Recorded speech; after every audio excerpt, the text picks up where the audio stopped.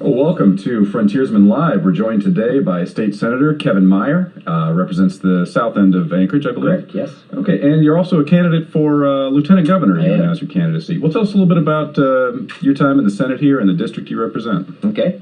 Well, and I'm here as well with my friend Bill Stoltz, and Bill and I served in the House together and in the Senate together, and just like Bill, I was considering retiring from the legislature, just not because I don't enjoy it, because it's an honor and a privilege to serve Alaskans in any elected office, but it was just frustrating because it just seemed like we weren't getting anything accomplished. We were constantly going back and forth to Juneau. As you know, we had 9 special sessions in the last 3 years. We set a record this year for the number of days in session, and that's things that I'm not proud of. And again, it's very frustrating, discouraging to me, as a legislator, and to you and everybody else in the public. And so it dawned on me, though, that retiring or leaving the legislature isn't going to solve the problem. The problem is in the executive branch, because we shouldn't have to have these special sessions. The governor and lieutenant governor shouldn't try to bully us into taxation when the public doesn't want it and when the state doesn't need it.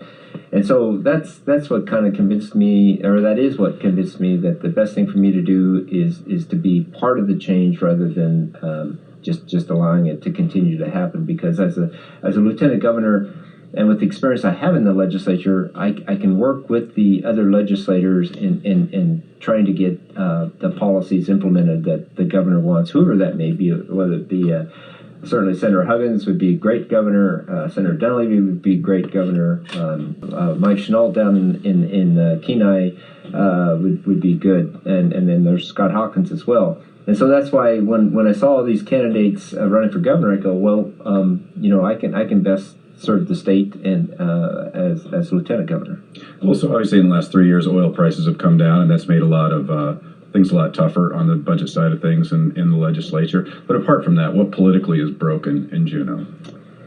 Well, I think that there's a philosophy now with the change in the House being controlled by the Democrats and with the current governor, that their opinion is to get us out of this recession, if you want to call it that, although I think here in the Valley, your economy seems to be pretty good, but statewide, things are kind of slow.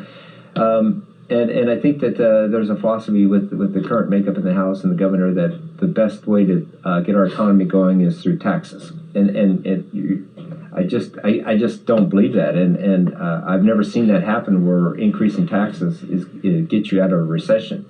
In fact, it makes it worse, because what you're doing there, especially with an income tax, as the governor has proposed and the House supports, is that you're just recycling existing money. You're not bringing in new money into your economy, and that's what's going to get us our economy booming again, is to create wealth and to grow the economy through the private sector. And you're seeing that in the lower 48 now, and the lower 48 in particular, under President Trump, they're actually reducing taxes, and they're seeing that by reducing taxes, government or businesses now are going to expand. They're going to grow. They're going to hire more people, and that's the same philosophy and approach that I believe we need to take here in the state of Alaska. Well, what do you suggest or support doing as regards to the permanent fund? Would you just like to write a check out of it to cover the deficit right now, or what do you think? Is that something that should be hands off, or what do you think the state should do with that? Well, that should be the last source that we go to for additional revenue if needed. Again, our approach in the Senate has always been, we believe there's still fat in the budget, and we know there is. We had about $300 million in reductions last year in order to avoid a government shutdown, because the House, again, with the support of the governor, insisted on an income tax and oil tax, again, things that were going to hurt our economy. They insisted on that before approving the budget, because the Senate can't do it by ourselves. So we had to give up a lot of the reductions in order just to avoid a shutdown. And so we know there's still money there to be had. We know that there's still more reforms to be done in government. And if you just keep giving us more money, we're not going to make those changes. We're not going to make those reductions. We're not going to make those reforms because they're painful. Everybody likes to avoid pain if possible. But the problem is we as citizens have made those adjustments to this new environment. The new environment now being that oil is now $55 a barrel instead of over 100 like it was 3 years ago. And the private sector has made those adjustments. You've seen the oil companies restructure and cut costs. Government has not done that, and we think we should do that before we ask people for additional revenue. But our approach in the Senate has been that after the reductions, after the reforms, and then after passing a spending limit, because we know oil prices are going to go back up. We're seeing it right now. And if we don't tax the industry and we help them and support them rather than litigate them like the governor's doing, they will grow in Alaska because Alaska has a lot of resources. And when that money's coming in, we need a spending limit in place so we don't go back to our old ways. And then to answer your question, once we've done all that, then if we need to use some of the excess permanent fund earnings, then yes, because again, that is the most efficient. Everybody contributes, and we don't have to hire 60 state employees, which is what we would have to do on an income tax. So you don't believe that we're in a post-oil economy, but what are some things that you see going forward, even if oil prices rebound to some degree? What is the next industry you see Alaska could jump into and head into the future? Again, Alaska is very resource blessed. So I think tourism is certainly a resource and one that's growing and one that we can promote and capitalize on even more. It seems like we're focused on tourism for 3 or 4 months in the summer, then it goes away.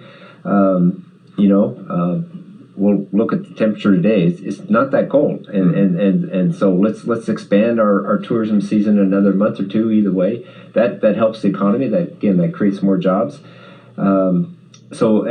Mining is still got a long ways to go in this state. Taxing the mining companies isn't going to help because we're so far away from any marketplace here that it's hard for Alaska to be competitive with other states. But certainly by taxing them more isn't going to encourage more growth. But so to answer your question, I'd say once you get past oil, gas has got potential, whether it be the gas pipeline or just simply putting the gas on tankers up on the North Slope, which I think Russia's doing that now through the Northwest Passage. Is a possibility. Then you've got tourism, then you've got mining, you've got fishing, which is great, both commercial and sports. Sports fishing brings in a lot of tourists and a lot of money into our economy. Mm-hmm. So finally, why lieutenant governor? Why not governor? Well, I think I mentioned earlier, I think we have some good candidates already for governor, and any of those 4 that I mentioned, Huggins, Dunleavy, Hawkins, Chenault, all would do a good job for the state of Alaska. Certainly much better than the current governor. So what I want to do is work. And any one of those 4 I could work with as a lieutenant governor, because the lieutenant governor is most effective if the governor and he can work together as partnerships. Having a great relationship with the legislature, that's where I can help the governor get some of his policy changes implemented.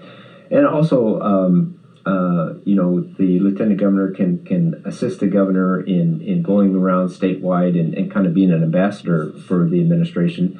But, the reality is it's a more of an administrative job than it is a policy job. I think some people think, hey, I'm going to run for lieutenant governor and I'm going to be tough on crime, but the reality is the lieutenant governor doesn't do any policy, any bills, any laws. It's more administrative, and frankly, that's my background. I have a master's degree in public administration and a master's degree in business administration, and I think our whole election process needs to be looked at, and people need to be comfortable, need to be confident that it's being done fairly accurately. The last election, there was some question, I think, on District 39 and District 40 when people were given 2 ballots, when clearly in a primary election you only get 1 ballot. And then you see the city of Anchorage now going into mail-in ballots. That's something I'll be watching very closely. Does that work? Does it increase voter participation? And then the lieutenant governor is involved with again, administrative stuff, the notary regulations, proper use of the state seal, and things like that. But again, I think Lieutenant Governor Meade was very involved in Arctic policy, and so again, that's something that Lieutenant Governor can assist the governor on. Okay. All right. I guess that'll about do it for us. Thank you for tuning in to Frontiersman Live.